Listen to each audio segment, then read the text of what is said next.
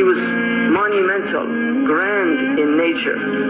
His face was like a moon on Laylat al-Badr that had a light coming out of it like the moon on Laylat al-Badr. He was taller than a moderate build, but not exceedingly tall. But he was of a middle stature inclining towards height, because everything about him was middle. Everything, even his physical description, his color was a middle color. Lam yakun amhaq. He wasn't pasty white and he wasn't black. He was a color like what we call the harvest moon. And his hair was neither straight nor curly. It was wavy. It was middle. Everything about him was middle. He didn't speak slow and he didn't speak fast. He spoke in a moderate tone. His words were neither too short nor were they excessive, but they were always just right. When he spoke, people felt as if exactly the right amount of words were used. Everything about him was moderation. He had a full head, and his hair was wavy. If he parted it, then it parted. It never went past the lobes of his ears if he allowed it to go long, because sometimes he would cut it for ibadah, like the umrah or the hajj when he shaved. But when he let it went to the lobes of his ears, and in some riwayah, just above the shoulder. He had a large forehead, which in physiognomy traditionally was an indication of high quality. And then his eyebrows, they were full, and there was a slight space between them. And then he had a vein on his forehead that if he got upset, they could see the vein, sallallahu alayhi wa sallam. The upper part of his nose was aquiline, so he had a beautiful nose that had like a bridging on the upper part. And his eyes were very dark. Sahl al-Khaddain. He had a high, beautiful cheek. He had a mouth that was full, so that when he spoke, his pronunciation was perfect. His teeth were beautiful. There was slight space in the teeth. He had a light hair on his chest. His neck was like a gazelle's neck. He had a beautiful neck and a high neck. It had like a beautiful, like a silvery clarity to it. He was balanced in all of his outward aspects. Badinan, he had a strong build, mutamasikan, and it was all perfectly formed. His stomach and his chest were equal. He never had a large stomach. He had no punch. Even when he was in his 60s, his stomach was always flat.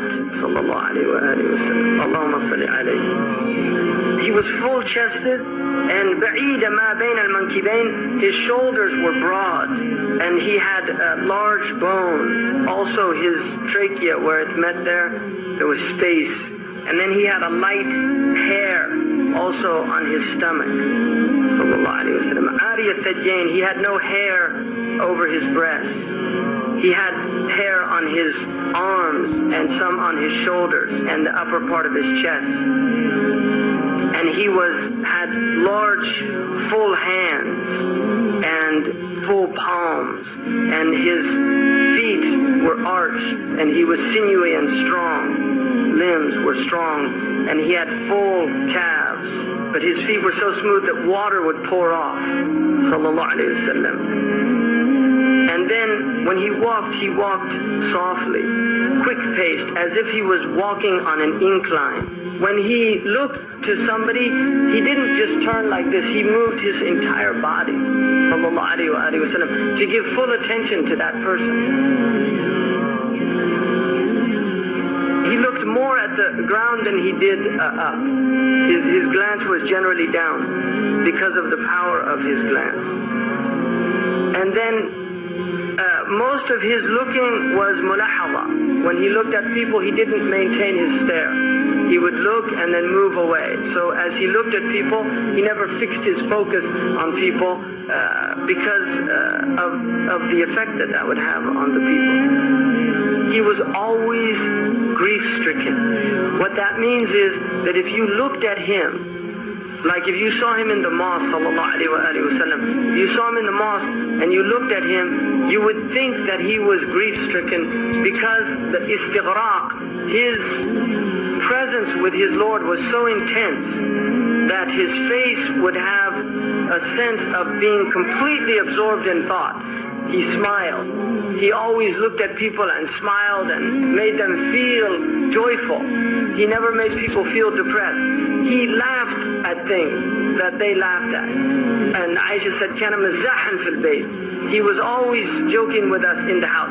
I joke, but I never tell a lie in my jokes. Always I speak the truth. A man came to me, he said, Ya Rasulullah, أعرني جملك. Let me borrow a camel. He said, أعطيك ولد ناقة. I'll give you a baby of a she-camel. He said, what would that benefit me, a baby of a she? Because he wanted to ride it. He said, doesn't every camel, isn't that a baby of a she-camel? Sallallahu alayhi wa sallam. And then another time, a woman, Ajuz, came up to him and said, Ya Rasulullah, أأدخل الجنة? Am I going to go to paradise? He said, لا تدخلن الجنة Ajuz. Old women don't go to paradise. And she became so upset. And then he laughed and said, ستدخلين شابة. You're going to go in young and youthful. And then she was happy. Another time the Prophet ﷺ, he laughed at things. One man came to him and said, Ya Rasulullah, halaktu. He said, ماذا حد وقعت زوجتي في رمضان. I slept with my wife in Ramadan. And I made an oath that I wouldn't, and I hadn't made the takfir. Because in Sharia you have to make the kafara if you do a dihar or the ilah or anything that prohibit a man from a wife. He said, what did you do? ما حملك على ذلك? What made you do that? He said, Ya Rasulullah, رأيت بياض حجليها في القمر فوقعت عليه. He said, I saw my wife in the moonlight and I couldn't help myself. And the ضحك Rasulullah. He laughed at the man. He said, لا تفعل ذلك. No, كفر. Go and do your the expiation. دائم الفكرة. He was always reflecting. He didn't take rest like other people. He was concerned about his ummah. He never spoke about anything that was unnecessary. He had long periods of silence. He used to open his words and close them with a full expression when he spoke. He spoke with comprehensive words, sallallahu alayhi wa sallam. He never had excess. He was never of a loss of words. He had soft and gentle character. Damat al-akhlaq. He was not harsh. The Prophet sallallahu alayhi wa sallam was not harsh. فَبِرَحْمَةٍ مِّنَ اللَّهِ لِنْتَ لَهُ. It's by a mercy of your Lord that you were gentle. And if you were harsh-hearted, they would have fled from around you. He wasn't gruff or harsh ever. He always elevated the blessing, even if it was a minute blessing. He never found fault in anything, even a small amount of food. Any type of food that was given to eat, he didn't find fault in it. Nor did he excessively praise. He never, there was never anything, because if he got upset, it never put him in a state of agitation. There was never a time when a right was presented to him except that he would go to fulfill that right. He never got upset for himself. Nor did he ever seek any redress for a wrong done to him. He didn't point with his finger, he pointed with the whole hand. And he would say, Subhanallah, yaqribu kafu, Subhanallah, idha ta'ajjaba. If he spoke, he would put his right thumb into his left palm, like that when he was speaking. Sallallahu alayhi wa sallam. Allahumma salli ala Sayyidina Muhammad. Most of his laughing was smiling. He rarely laughed the way most people laugh. He smiled. But when he smiled, his teeth were like hailstones. And then Hassan said, I didn't tell Al-Hussein ibn Ali about this, because they were young. And he said, I didn't tell Hussein. I kept this from him for a long time. He had some knowledge that Hussein didn't have. And then finally I told him about it, and I found that he had actually gotten it before me. And he would always occupy people in what benefited them and the ummah. And he would ask about them. And he would ask about news about them. How are they doing? And how so-and-so? And if كَانَ يَتَفَقَّدُ أَصْحَابُهُ, if somebody wasn't there, he would say, where's so-and-so? And the old woman who used to clean the masjid, she used to sweep the masjid out. And one day she died, they buried her. And he came, he said, where's that woman that she was a black woman? Where's the woman who used to sweep the masjid? They said she died, Ya Rasulullah. He said, why didn't you tell me she died? You know, why didn't you tell me she died? To go pray on her. Well, she's insignificant. And he would actually ask people, tell me, if you know anybody in need, come and tell me about them so I can help them. And then he told them that those people who help other people who are not able to go and get help, Allah subhanahu wa ta'ala will make firm their feet on the day of judgment. You know, looking after people, just taking care of people, this is all just,